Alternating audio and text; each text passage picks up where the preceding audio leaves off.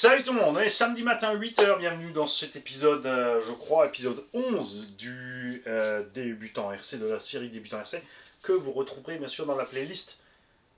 Je crois que j'ai mis tuto débutant. Comment qu'elle s'appelle ma playlist? Le coin du débutant. N'oubliez pas la playlist Le coin du dépanneur, là-bas vous trouverez des méthodes de localisation de panne. C'est pas les seuls, ce sont des simples exemples que je vous ai donnés pour partir du point A à trouver votre panne. Il y en a qui vont partir du Z à trouver la panne, ça change rien. L'essentiel c'est de la trouver, d'accord? Mais on a juste quelques séries d'exemples sur des pannes génériques que tu peux trouver sur tous les éléments du véhicule les uns après les autres. On avait commencé par la fixation de la roue, l'hexagone, le cardan, la noix, tout, jusqu'à l'intérieur du moteur. Donc pensez à voir ces playlists, ce sont des vieilles vidéos, des vieilles images, vieux sons, mais les méthodes sont les mêmes et c'est toujours aussi efficace. Cette playlist m'a permis de dépanner des milliers de personnes sans devoir intervenir puisqu'ils ont juste cherché leur tuto qui leur correspond, trouver leur système et trouver leur panne. Et ça, c'est super. N'oubliez pas que si vous êtes en panne, vous regardez les tutos, vous cherchez votre panne, vous ne trouvez pas, vous m'envoyez un mail, vous mettez SES panne. Le mieux, c'est avec une petite vidéo. Vous me montrez le véhicule, vous me parlez de ce qui s'est passé, la situation de panne, etc. Et je vais vous aider à vous dépanner. Ça ne coûte rien. D'accord? N'oubliez pas ça.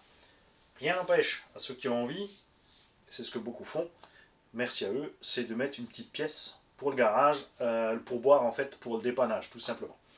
Parce que le but aussi, c'est de dépanner les gens de façon la moins coûteuse possible. Hein? Parce que bien sûr, je peux te dire, tu changes tout ça, comme font certains, mais c'est pas le but. Le but, c'est d'aller chercher la panne là où elle est et de faire un truc sur la panne, provisoire, durable de préférence. Ça, c'est vraiment le truc le moins cher. Et de faire plein de petits heureux. Ne vous en faites pas, ça fait pas une semaine que j'ai le même t-shirt sur le dos. Bien évidemment, j'ai fait toute une série de vidéos le même jour, même moment, 3h57 du matin. Et au pire, j'ai lave-linge sèche-linge. Et même si je pue, je suis pas chez toi, donc c'est pas très grave. Non, c'est bon. Il faut quand même vérifier. Aujourd'hui, nous allons parler des châssis et des tourelles. Alors, matériaux utilisés, type de montage. On va pas parler de panne hein, sur du châssis ou de la tourelle de suspension, mais les différents types de casses, différents types de solutions, que ce soit provisoire, durable, généralement c'est le remplacement. Les effets de certaines choses, puisque on s'y attend pas, hein, mais il y a un tas de choses possibles. Nous avons donc les châssis plats. Ça, c'est pas compliqué, je vous montrerai avec une mini-machine. Châssis plat existe en alu, en carbone, en plastique. Que ce soit piste ou tout-terrain, il y a des variantes sur les angles, devant ou derrière.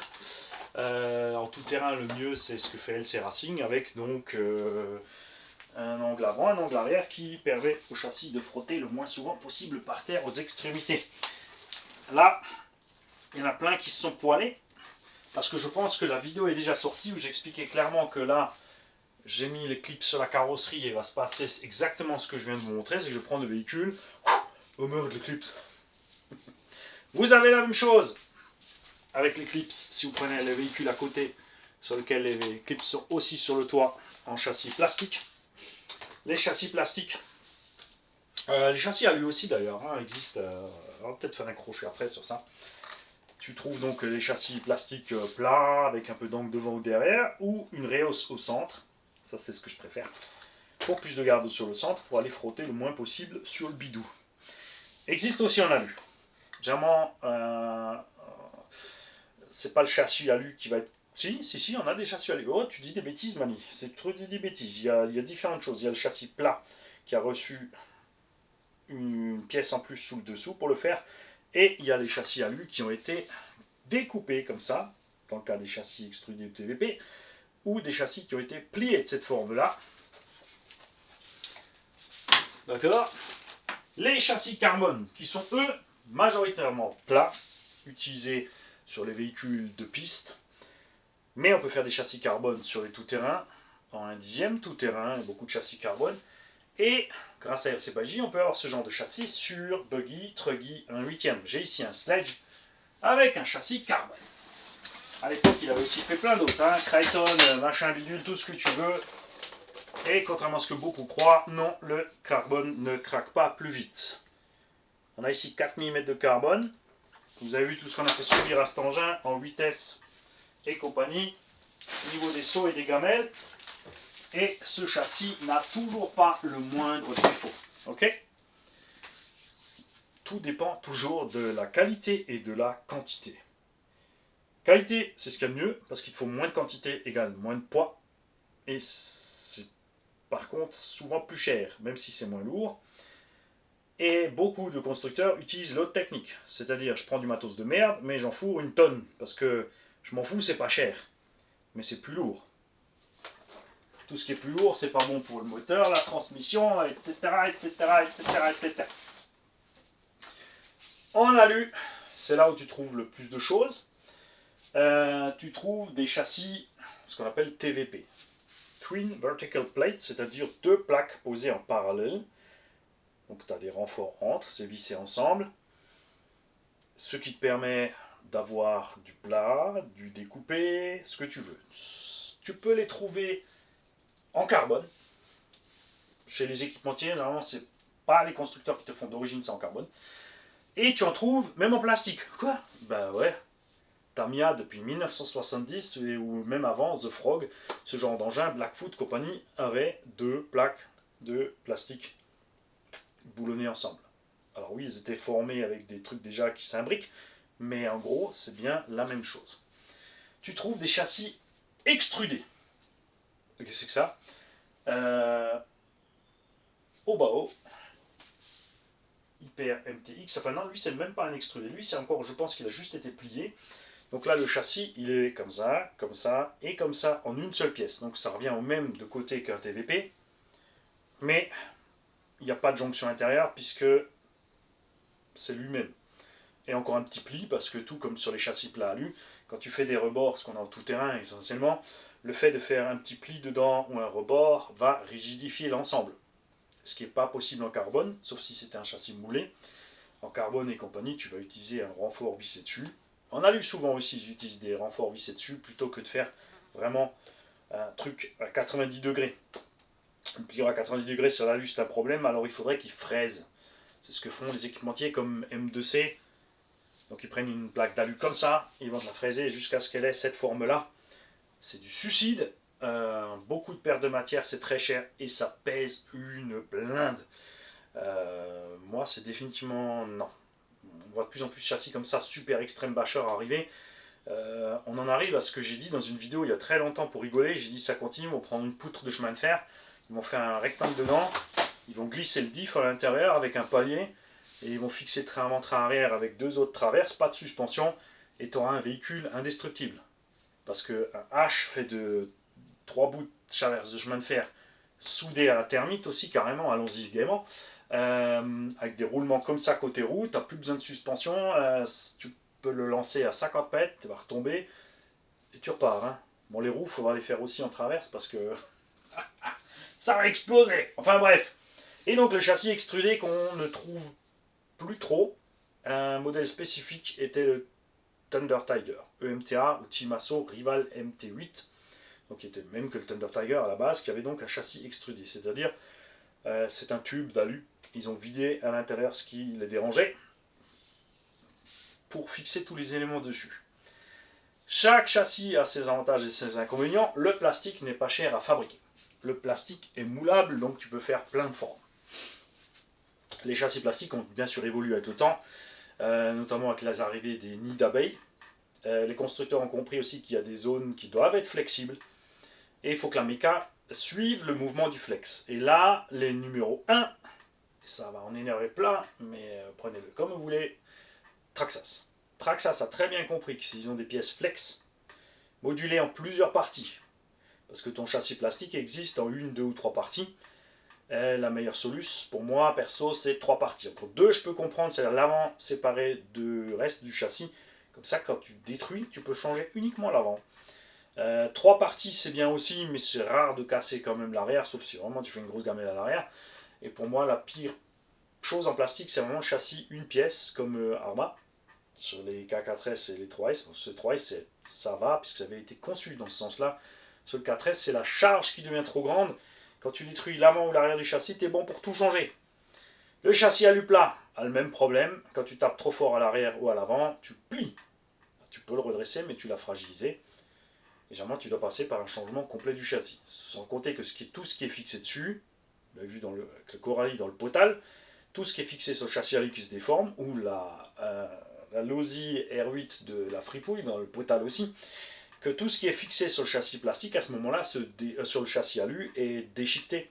Les cellules sont arrachées, les visseries tordues, les pièces pliées, et tu te retrouves avec des factures énormes. C'est pour ça que je suis grand fan des châssis plastiques 3 parties.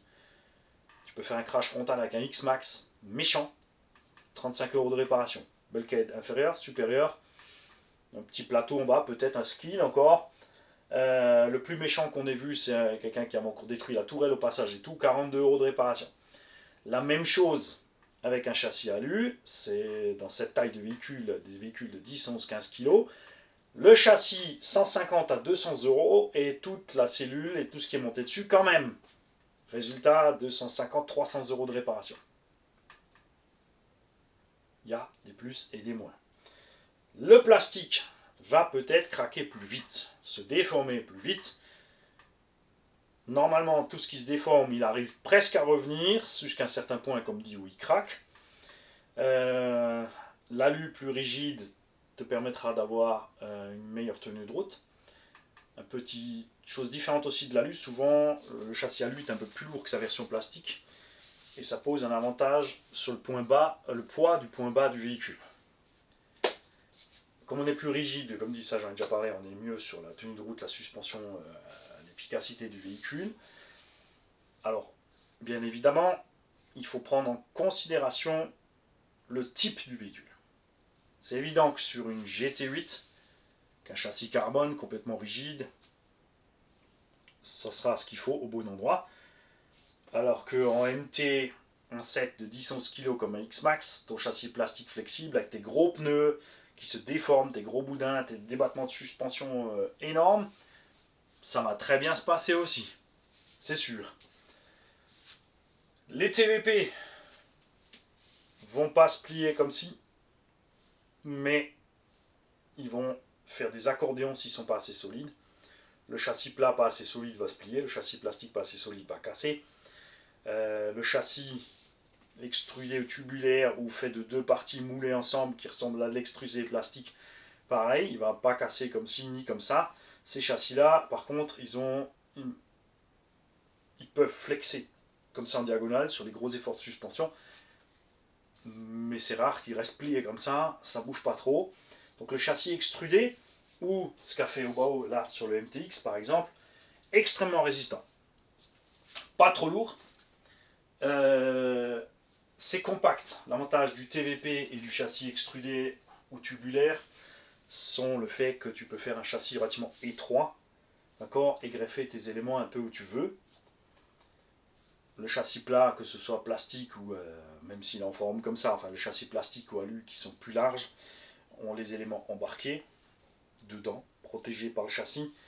Ces véhicules-là, généralement, tu as des choses exposées en dessous ou les lipots, en grande règle générale, fixés à l'extérieur du châssis. Sauf Sen, par exemple, qui a un TVP avec tout embarqué dedans et tout bien protégé. On a dans le domaine K-Capit qui déboule aussi avec ce genre de système. Tout ce qui est châssis TVP ou extrudé, tous, sans exception, ont les cellules avant et arrière rapportées sur le châssis.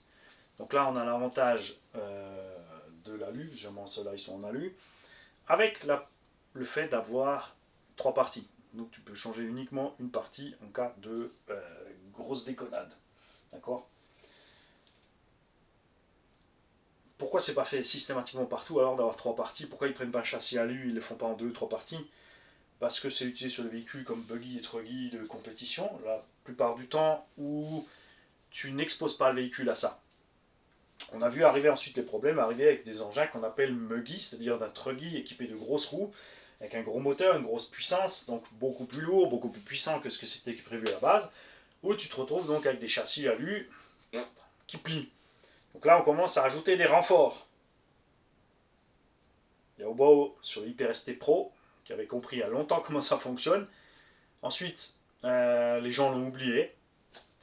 Et ensuite, on avait dans le temps aussi ce qu'on appelle un châssis plus une plaque au-dessus. Pour la rigidité, ça aussi, ça a disparu. Ensuite, on est passé sur des petits renforts flexibles. Ensuite, on est revenu sur ci, sur ça, pour finir sur certaines marques avec des échafaudages énormes, compliqués, qui complexifient l'accès mécanique de la bécane, qui alourdissent la bécane.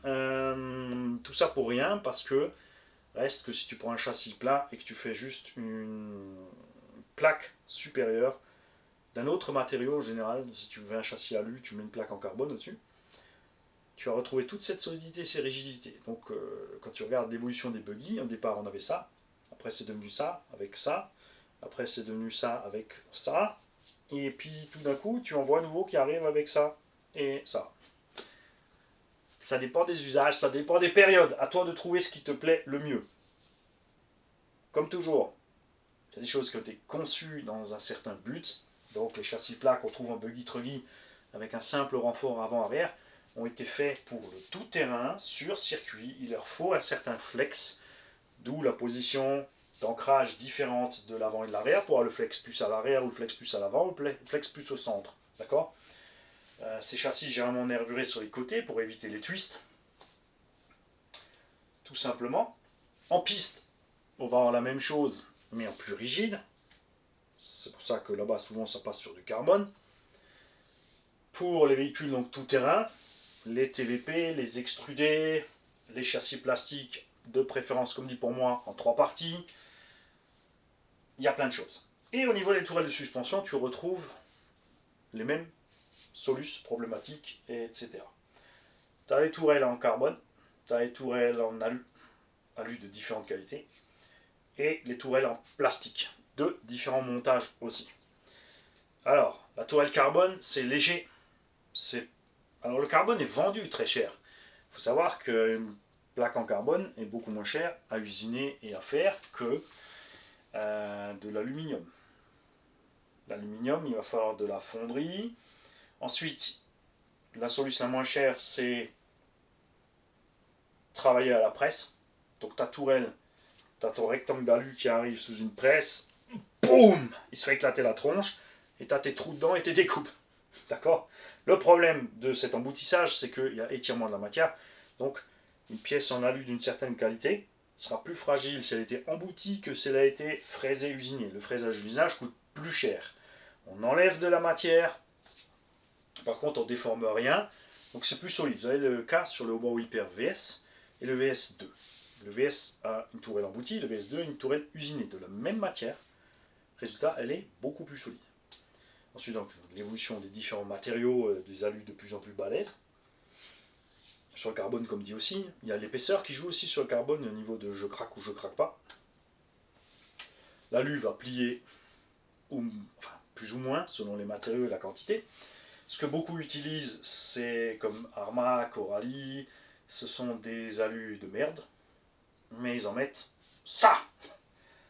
Ok. Donc ça va se plier, mais comme c'est plus épais, ça va se plier moins. Tu vas quand même réussir à le plier, je t'assure. Eux, ça leur coûte pas grand chose. D'accord. Coralie, même dernièrement, ils ont maintenant, c'est même de la fonte d'aluminium, donc c'est du récupérato, si tu veux. Hein, c'est du recyclage d'alu, une pièce de fonderie au lieu d'usinage et de machin et de bidule. Donc le procédé est encore moins cher, puisque au lieu de faire une plaque en alu, même si c'est qu'une plaque, ça reste de la fonderie pour faire l'aluminium. Ensuite, il faut travailler cette pièce. Là, ils font tout en un seul. Tu payes le moule, c'est sûr, mais une fois que le moule est fait, c'est réglé. Et après, ça, ils fabriquent comme ça.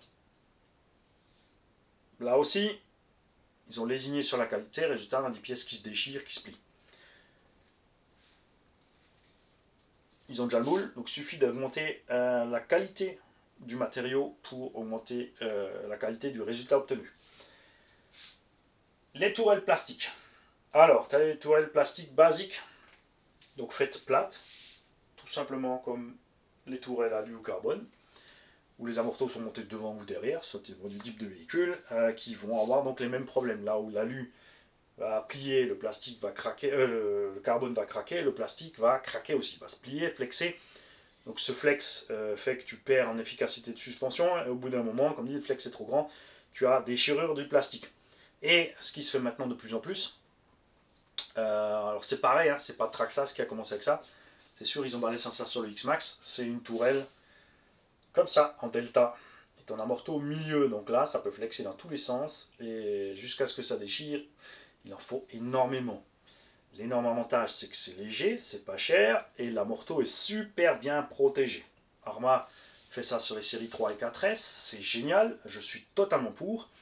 Ce système de tourelle en Y, et comme dit encore une fois, c'est pas eux qui ont commencé sur des vieux engins, y compris des vieux jouets, qui avaient déjà ce système-là, même s'ils n'avaient pas un amorto, mais un simple ressort, enfin bref. Ils n'ont rien inventé.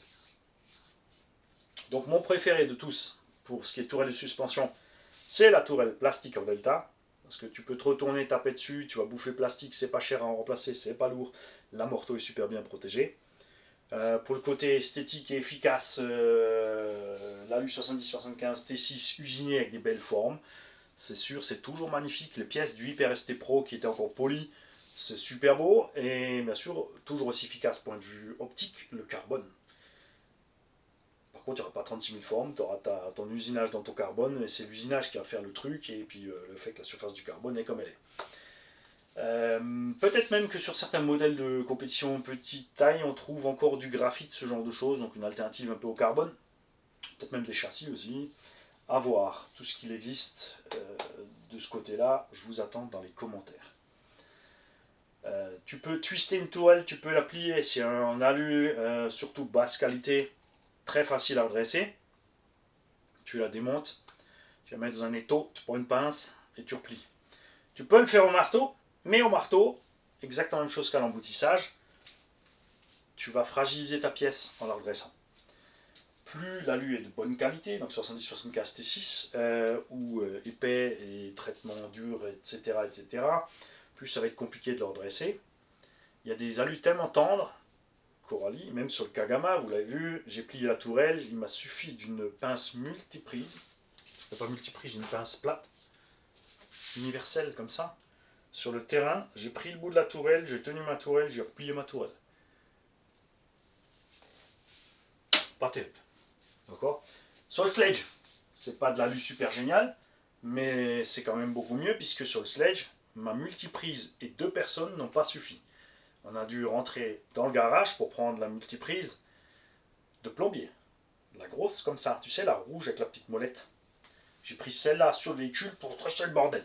Ce n'est jamais la bonne solution parce que tu forces sur les plastiques, les fixations, et comme dit plier, déplier, ça fragilise quand même toujours. N'empêche que si c'est du bon matos, ça a tenu. Le carbone, ça craque. Quand ça craque, c'est foutu.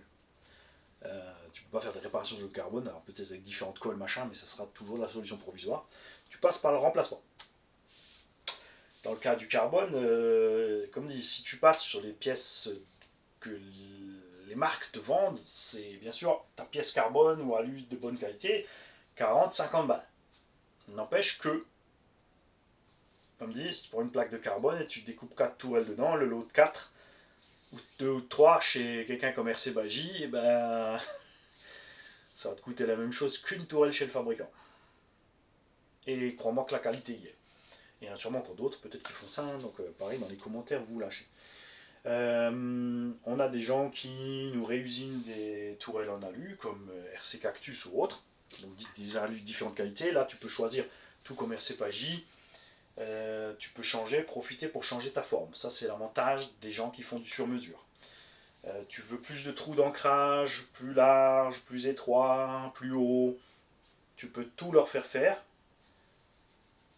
Bien sûr, ça coûte, et bien sûr, il faut leur laisser le temps de le faire. Tourelle plastique, elle plie trop. Sur certains modèles, tu as des tourelles qui sont trop flex, FG. Tourelle FG, surtout au TT, c'est honteux. Ça se flex dans tous les sens. Tu peux renforcer un peu en mettant une plaque d'alu de carbone en plus sur la pièce et ton truc par-dessus. Quand ça déchire, ça plie, ça machin, c'est foutu, tu changes. C'est pas cher. Pareil pour les châssis. Donc châssis plastique en une partie, pour moi, comme dit, le pire de tout, puisque quand tu vas casser une pièce devant ou une pièce derrière, des fois c'est des tout petits morceaux, eh ben t'es bon pour changer le plastique complet. Quand c'est en 3 parties, enfin en 2 ou 3 parties, tu peux changer que les morceaux. Il y a bien sûr des châssis plastiques en 2-3 parties, donc tout ce que rebat Japsima, hein, il y a beaucoup de petits véhicules comme ça, AMT 3-4 et compagnie là, c'est du plastique en 3 parties, mais c'est tellement pas cher que c'est un problème parce que ça va tout le temps plier, tout le temps casser. Il n'y a pas vraiment d'alternative parce que ça vaut pas le coup pour les équipementiers de faire des trucs pour ces engins là. Donc là, tu es emmerdé. Ta plaque de châssis carbone, une fois qu'elle est craquée, c'est comme la tourelle, c'est foutu. Ta plaque de châssis alu, même chose que pour les tourelles. C'est une plaque de châssis très tendre, ça sera beaucoup plus facile à redresser, mais elle sera d'autant plus vite nouveau tordue qu'une plaque de bonne qualité. Vous faites très attention aux pliures. Quand tu redresses une plaque en aluminium, quand elle a certains endroits où elle a donc des formes, des pliures, des machins, tu le vois, souvent tu vois même à l'œil nu, tu vois que tu as des petites rayures dans l'aluminium. Ce sont des micro-fissures, des déchirures que tu crées. Au prochain impact sur le même endroit, qui sera aussi violent que le premier qui t'a tordu le châssis, ça va casser. Ça va se déchirer ou alors vraiment se ratatiner et tu vas détruire encore plus sur le véhicule. Sur les châssis plastiques, t'arrives d'avoir quelque chose qui perce ton châssis. Oui, tu te retrouves avec des trous dedans, ça arrive quand tu arrives avec ton châssis plastique sur une surface dure, comme un atterrissage sur du béton, skatepark, pump track, sur lequel sont des graviers ou des cailloux. Là, ton caillou va être pris en sandwich entre le bitume et le châssis, et il est plus dur que le châssis, donc sans pitié, il te fait un trou dedans. D'où le fait que j'adore les châssis plus haut au centre que sur les skid plates, et d'avoir des skid plates alvéolés, flexibles, qui eux, par contre, ils mangent le caillou, c'est pas un problème. De l'autre côté de ce skid plate en plastique, il y a encore plus de plastique du bulkhead pour protéger le diff qui est de l'autre côté, comme sur le X-Max, le Max et compagnie. Contrairement au Red Cat, où sous le skid, il n'y a rien, c'est-à-dire quand tu vas tomber sur ton caillou, ton diff, il est dans le sac. C'est pour ça que je suis grand fan de ces trucs plastiques modulables en plusieurs couches et trucs mûches. Sur ton châssis carbone, tu vas créer... Bon, tu vas faire un impact, et le reste du châssis va un petit peu souffrir du flex ou machin ou s'enfoncer. Ça résiste très longtemps à ce genre de traitement. La preuve, c'est le châssis carbone.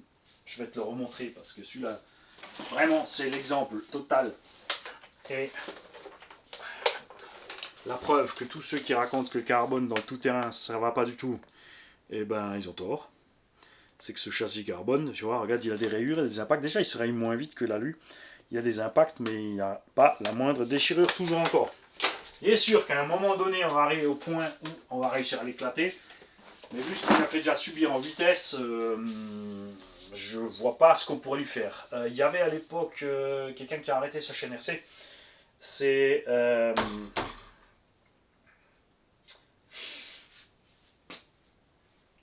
j'ai oublié son nom.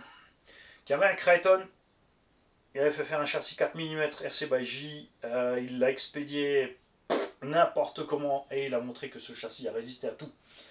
Le châssis alu. Là, ça dépend de la qualité. Ça dépend aussi si tu prends un engin de compétition qui a un alu de super bonne qualité mais des gros fraisages à certains endroits où il est inutile d'avoir beaucoup de matière pour alléger le châssis. Quand toi tu vas l'utiliser comme un goret dans ce cas-là, tu vas créer et faire des bosses dans ton châssis.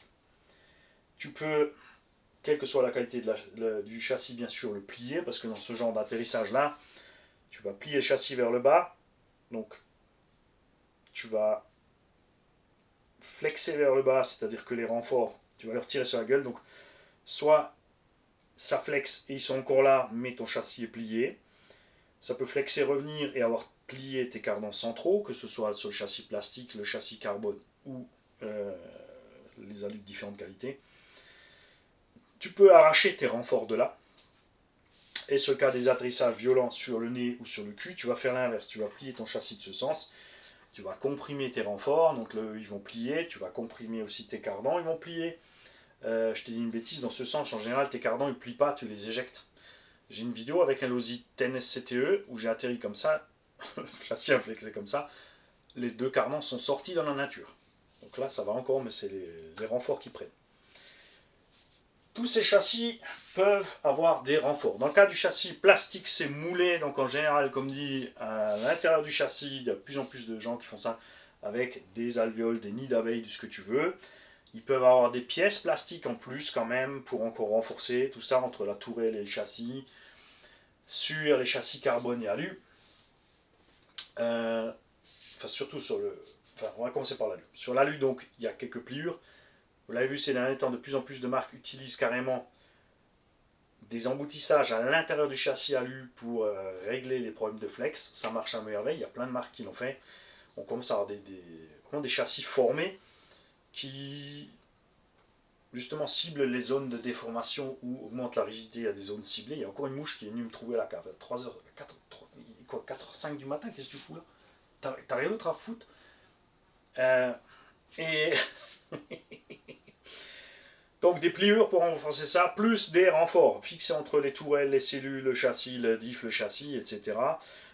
Tu peux rajouter un simple carré d'alu avec des trous filetés, fraiser des vis en dessous et tu mets 2 barrettes avec 4 vis par côté, tu bloques, tu rigidifies ton châssis. Des platines supérieures en un morceau, en 2 morceaux, en 3 morceaux, des barres de devant jusque derrière, tout ce que tu veux. Exactement la même chose sur le carbone, sauf que sur le carbone, justement, tu n'auras pas tes plis. Tout va se passer au niveau des renforts ou de l'empilement de carbone, exactement comme je viens de te dire pour l'alu. Ton châssis carbone, tu peux y mettre une barrette de carbone au-dessus et tu peux visser le tout en sandwich. Par contre, tu ne pourras pas faire de filetage dans le carbone, tu mettras un écrou. C'est un gars comme RC Baji, il peut te faire une barrette de carbone avec des trous 6 pans dans lesquels tu bloques tes écrous, ni le top, et ensuite tu mets par en dessous des vis fraisées. Tu peux rigidifier le châssis à différentes zones comme ça, à différents niveaux, avec tout ça. Comme toujours, je veux savoir sur quelle marque vous avez eu quelles emmerdes, dans quelles conditions, quelles sont les solutions de secours que vous avez trouvées, les réparations provisoires durables, ou si vous avez dû passer par le remplacement. Il y a des marques qui ont des châssis qui ont définitivement des problèmes que tu t'es coincé avec. Tu peux rien faire parce que les équipementiers n'ont rien fait. T'as pas la place vraiment pour faire mieux, ou tu peux faire mieux mais tu alourdis, tu diminues ta garde au sol, ce genre de choses. J'aimerais te voir dans les commentaires tout ça. Très répandu sur les châssis alu, c'est de remplacer les renforts qui sont en plastique en général sur beaucoup de buggy, truggy ou de SC ou autres par les versions alu. Ça, les fabricants eux-mêmes le font ou des fabricants annexes. On l'a vu chez Arma.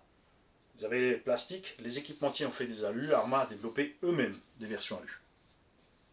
Comme ça, c'est fait. Tu l'as dessus. Les pliures, on en a parlé, donc ça c'est les évolutions de ces derniers temps qui me plaisent vraiment beaucoup. Les châssis alu avec les pliures et comme dit les châssis plastiques rehaussés au centre avec modulaires en 3 parties sont vraiment mes préférés. Il y a des châssis modulaires qui par le passé avaient le problème donc de casser, enfin même toujours maintenant, de casser systématiquement aux jonctions. Et tu te retrouvais avec, alors c'est bien beau, tu as 3 parties mais tu as quand même pété ton châssis. Ça c'était pas cool non plus. On en trouve moins sur les marques qu'on utilise couramment, Traxxas, si Losi ils font plus la série Tenacity donc, avec les châssis plastiques. Donc il n'y a plus que Traxxas et Arma en fait. Après tu as les marques où ça casse systématiquement, comme Aptima. C'est des rebadges. Attention, Aptima, T2M, machin bidule, c'est des rebadges. Mais même chez eux, ça se passe mieux. Donc FS Racing, qui est rebadgé chez T2M et chez d'autres, chez FS, donc chez FTX par exemple, ou chez T2M, là, le XTC et toutes ces compagnies, ça va mieux. C'est toujours pas encore, c'est pas encore aussi bon que les autres, mais c'est pas vendu le même prix. Donc tu fais pas le même usage. On a, je te parlais des, voilà, un excellent exemple de châssis, un espèce de truc tube qui résiste à des choses de dingue. Et il fait quand même 3 kg du brouette, hein, bébé. c'est le châssis du Arrma Gogo. D'accord? Ce sont deux pièces vissées ensemble gauche et droite, comme Tamiya sur, comme disent Blackfoot et compagnie. Et le matériau utilisé et les formes et les renforts font que ça résiste à des trucs de débiles.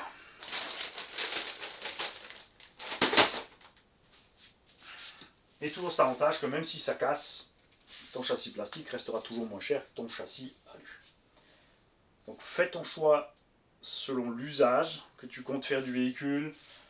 Il y a des gens qui sont persuadés toujours encore que plus il y a d'alu, meilleur est le véhicule, la qualité extraordinaire. On a vu avec les Traxxas, alors là ils ont bien joué, hein. Ils ont bien joué leur coup. Sur les X-Max et XRT Ultimate ou Rustler Ultimate. Et les gens, Traxxas c'est la merde en plastique, hors de question. Et là ils ont vu l'Ultimate avec 4 bouts de bling bling. Oh forcément ça c'est le nec plus ultra. C'est du bling bling, tu t'es fait avoir, t'as payé cher. Non, c'est bien, t'as les Sledgehammer avec. Si t'aimes le bling bling et t'as les moyens, évidemment, ne te prive pas. C'est pour ça qu'ils l'ont fait. Quand ce véhicule est sorti, quand on a vu le prix, c'est tous dit, oui, ça n'a aucun sens. Finalement, ils en vendent plein. Parce qu'il y a plein de gens qui attendaient ce truc-là. Il y a des gens qui sont persuadés, comme dit, que de faire un véhicule full aluminium, Vitavon et compagnie, c'est 10 fois mieux que la version plastique de merde. Et ils s'aperçoivent qu'à la fin, ben, si c'est pour tourner en rond dans la pelouse, c'était pas utile.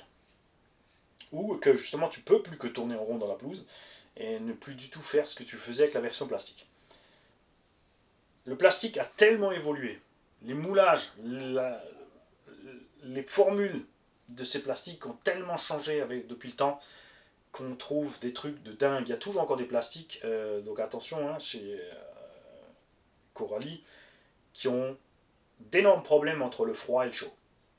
Ils sont très sensibles à la température, surtout froid, en dessous de 10 degrés. C'est pas froid 10 degrés à l'extérieur, mais pour eux c'est un problème. Traxxas ils maîtrisent jusqu'à même un petit peu en dessous de zéro. Arrma ils sont un peu entre. Ensuite il y a des marques, je suis sûr que le Red Cat, si j'attends qu'il fasse zéro, c'est mort pour lui. Donc ça c'est un peu le truc du plastique, c'est que il y a des zones de confort en fait. Alors que bien sûr, l'alu et le carbone, surtout le carbone, n'auront aucun problème entre moins 50 ou plus 50. Ça, c'est clair. C'est comme ça. Et si j'ai oublié donc, comme dit, dans le graphite, on en a vite parlé, hein, donc ceux qui roulent dans des catégories de véhicules spécifiques que moi je n'ai jamais exploré, c'est-à-dire indice super méga piste et encore plus petit, les modèles de compétition poussés à l'extrême, quel que soit le domaine, puisque ça n'a jamais été mon kiff la compétition. Si tu me poses la question où est-ce que tu trouves vraiment des choses extrêmes au point de vue de tout cet aluminium, eh ben, c'est principalement un cinquième. Pourquoi? Parce que c'est une échelle qui nécessite un gros budget. Donc il y a des gens qui sont dans ce domaine-là, qui ont le budget nécessaire. Eux, ça ne dérange pas de mettre 3-4 000 balles dans un châssis. Donc les constructeurs là peuvent s'en donner à cœur joie. Donc là, tu vas trouver des choses... autant en indice, ils poussent le bouchon avec des tonnes de carbone, enfin ils mixent carbone et pièces alu d'extrême qualité, ils te font des châssis 1/10 compétition qui coûtent le prix des châssis 1/8. Et en 1/5, ils te font la même chose. Si tu regardes maintenant une FG de base, et ensuite tu regardes la version FG full alu, parce qu'elle existe full alu, où les équipementiers qui ont poussé le bouchon à côté jusqu'à faire finalement leur véhicule, tellement ils ont fabriqué de l'alu pour FG, comme Lauterbach, Genius et Arms, tu trouves des pièces, c'est beau. Wow, c'est full alu, c'est beau. Et sur la piste, tu peux dire ok, je roule sur la piste, donc ça va rester propre, ça va pas souffrir. Je devrais pas me cracher, je vais pas faire de saut. Tu as envie de te faire ce plaisir, fais-toi ce plaisir. Moi, si tu me poses un véhicule Lauterbacher à 4-5 000 euros et à côté X-Max, je vais dire ouais, elle est chouette la Lauterbacher, mais passe-moi la radio du X-Max. Et là, ça va être exactement l'inverse. D'accord? Donc, réfléchissez à l'environnement dans lequel vous utilisez vos véhicules, ce que vous attendez du véhicule, l'esthétique, c'est le dernier. C'est vrai que, évidemment, l'esthétique, c'est le dernier critère qui doit te faire choisir une véhicule si tu veux l'efficacité, la solidité, l'endurance. N'empêche que, connement, c'est quand même le premier truc qu'on regarde. Tous les gens qui arrivent dans une boutique RC ou sont face à un choix de différentes marques vont prendre le véhicule qui visuellement les attire le plus. Ensuite seulement, ils vont se poser la question, comment est-ce que ça c'est solide par rapport à ça ou ça. Ça c'est moche, ça ne me plaît pas du tout. Mais finalement, après s'être posé la question, s'ils se posent la question, on va s'apercevoir que c'est vraiment ça qui correspond à leurs besoins et pas du tout ça. Tu vois? Faites vos choix. Partagez avec moi, je veux tout savoir. Salut les gars.